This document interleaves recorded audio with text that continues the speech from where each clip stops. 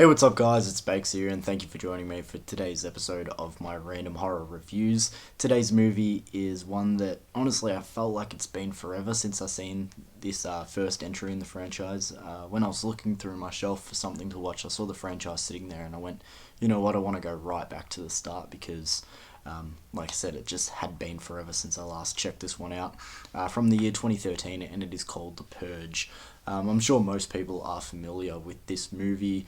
It's one where, when it was coming out and trailers dropped and people were hearing the concept around this film, regardless of your final thoughts of this movie and then the franchise as a whole, because it did spawn a shit ton of sequels, the concept alone was very interesting and it had a lot of people talking. So this was a interesting one to come back to and give a rewatch to because, like I said in this intro, it had been a very long time since I went back and saw the first movie. So before we get into my thoughts of The Purge from 2013, let's quickly go into the plot for those who are unfamiliar or maybe need a reminder.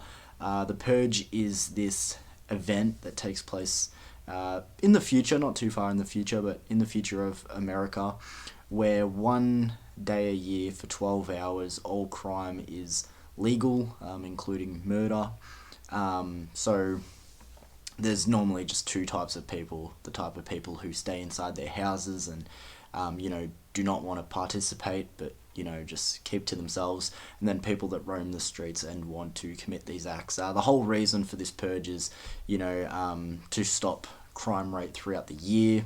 Apparently employment rates have gone up. Like, there's just all these different points that come up through the movie that play in pro for the purge. Obviously there's a lot of negatives as well, but anyway, we follow this family who are on the side of staying inside and trying to stay safe and whatever, but after a series of events they end up being approached by this group who want to force their way inside after some circumstances go down, which we'll get into within this review.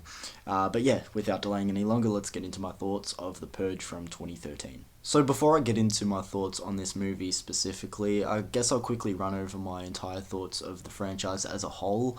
I believe this franchise has progressively gotten worse as it's gone on. Now, the rest of the sequels are actually a little bit different to this one. I believe it's spawned, just off the top of my head doing quick math, I think it's spawned 4 sequels.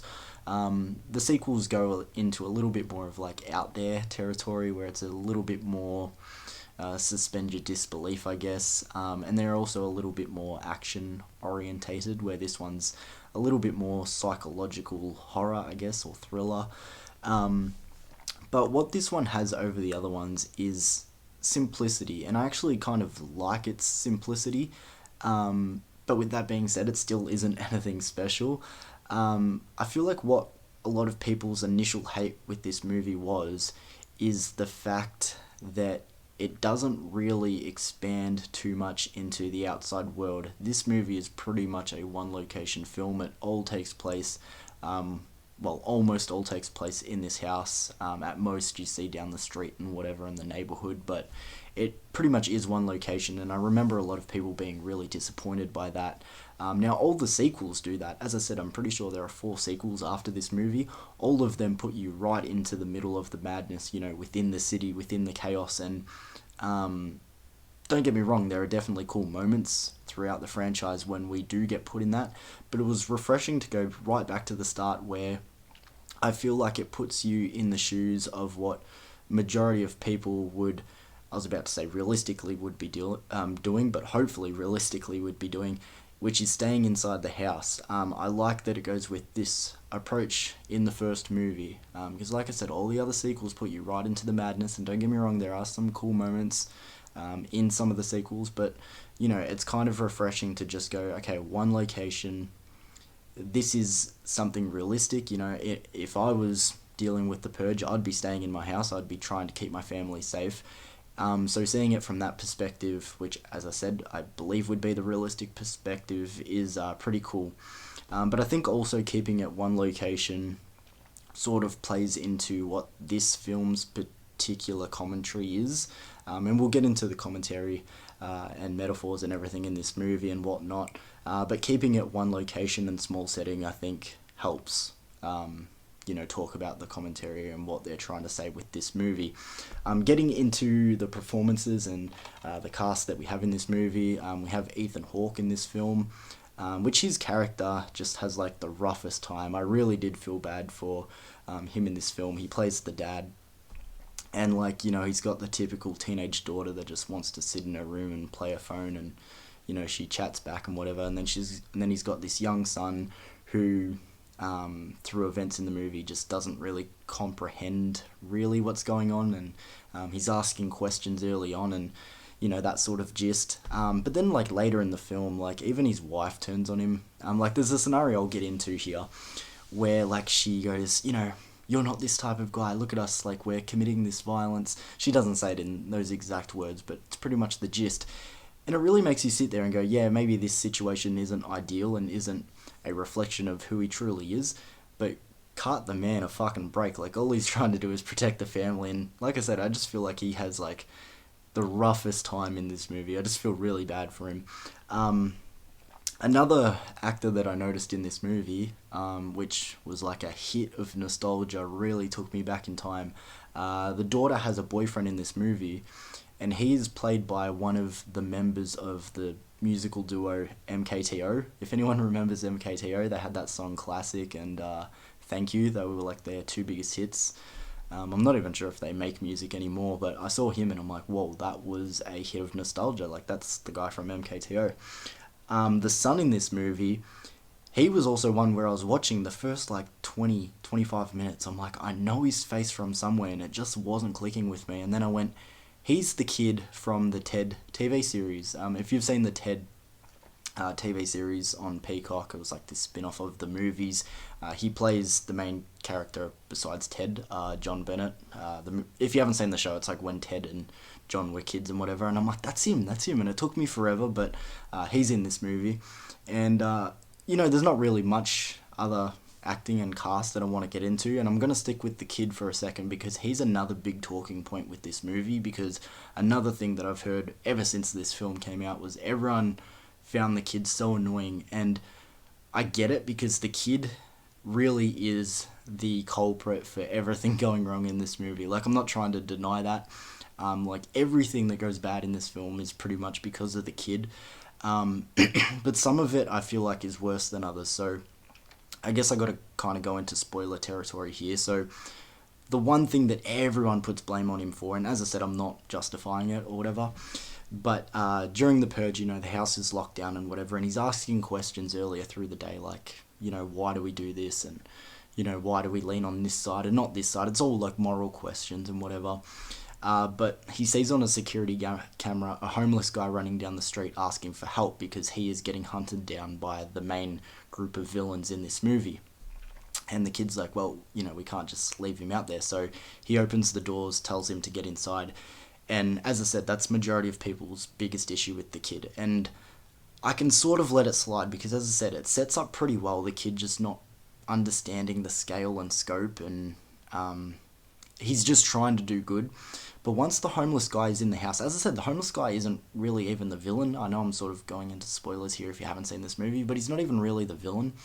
But he puts the family in so much danger for multiple reasons. One, eventually the villains do get to the house and they start knocking and go, if you don't give us this guy, we'll give you your space and respect you if you pass him outside. But if you don't bring us this guy, we're going to tear this place down and take you all out.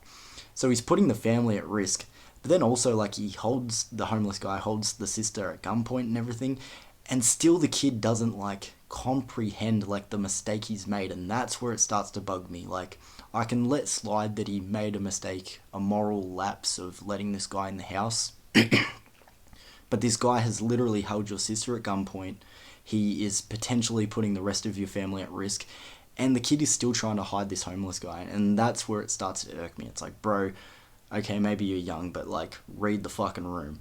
And that's my issue with the kid in this film. I'm probably a little bit more lenient than most, but yeah, that's my little gripe on the kid. But getting into the villains, since I brought them up, I actually really enjoy the villains in this movie. I much prefer the villains in this one compared to the ones that we see in the sequels. Now, the ones in the sequels have become a lot more iconic. I've seen them as Halloween costumes over the years. I've seen them all over just I don't know, social media and pop culture and whatever. But I actually really like the villains in this one. Their masks, their masks and style is the first thing I want to highlight, because I feel like in the sequels, it reminds me very much of like Jared Leto's The Joker, where it's like almost shoving down your throat, trying to force you into thinking it's cool. It's like, ha, like Jared Leto's Joker, he's got damaged written on his forehead, and he's got like ha ha ha written up his arms. Like, how cool is that? And it's like shoving it down your throat. A lot of the villains in the sequels kind of give me that gist. In this one, it's very simple. It's just well-dressed people. The girls are like wearing white nightgowns and dresses. The guys are wearing suits, and they've all got like these like picture perfect, rosy cheeked masks. It's very simple, but I think it also works for the commentary of the film, because the commentary is talking very much in this film. I don't remember the sequels really going into this territory, but it's talking about like class, as in, you know, you've got this homeless guy. He's an easy target for a night like this because he doesn't have protection. You know, this family that we're following, I don't think I mentioned, but the dad is like the top of like security, and he like provides everyone with their security and protecting their houses and stuff. So they're well off, and it's very much a way up of class. And I think the masks and everything really represent that well. Continuing on from the villains, I do like the main villains that we have in this movie, but later in the film we have twist villains, and this one definitely is going to be a spoiler. So the twist villains come in, and it turns out to be the neighbours, and the neighbours' motives for turning on the family I just find to be a little bit ridiculous. I like the first lot of villains, but the twist villains I'm not so on board with. So the reason why they turn on the family is because, like I said, the husband, the dad, provides the neighborhood with their security. So he's made money off them, so they have the nicer house in the neighborhood. Everyone in this neighborhood is really well off, but they have the nicest house because he's provided them security, they've paid him, they're the most well off family. And they're jealous of it. Like, if this guy did this top-notch security, like I said, he's like the top of his game when it comes to security in this world of the Purge, you know. If this guy gave me the top-notch security and he benefits off it by having, you know, a bigger house and whatever, so fucking be it. Like, I really don't get the motives of the twist villains in this movie. You know, I think the idea of neighbours turning on neighbour is cool, just the motives and everything there, I'm not completely in love with. So this is a weird one because I don't think this is a bad movie necessarily, but also at the same time I don't think it really sticks the landing of what it's trying to do either. On one side I do think it is a strong entry in the franchise, but it's also a case of the sequels are something pretty different, as in you've got 4 of one thing, and you sort of get used to that over and over. Going back to the origins, which, like I said, it's one location, it's a lot more simplified and whatever, like, it's kind of nice. Like, I respect it for that. But then again, on the other hand, like I said earlier, the whole franchise is just pretty weak in general, so maybe take that with a grain of salt. But I hadn't rewatched this first movie, like I said in the intro, in the longest time. Like, the last Purge movie I watched was the first Purge. Not the first Purge being the first Purge in the franchise. There's a movie called The First Purge, which takes you back to year number 1 of it. And, like, the sequels, I can't describe how fucking bad they are. The first Purge, the Forever Purge, like, they are really, really doo-doo. They're shit. Purge Anarchy and Purge Election Year, which is 2 and 3, actually aren't too bad.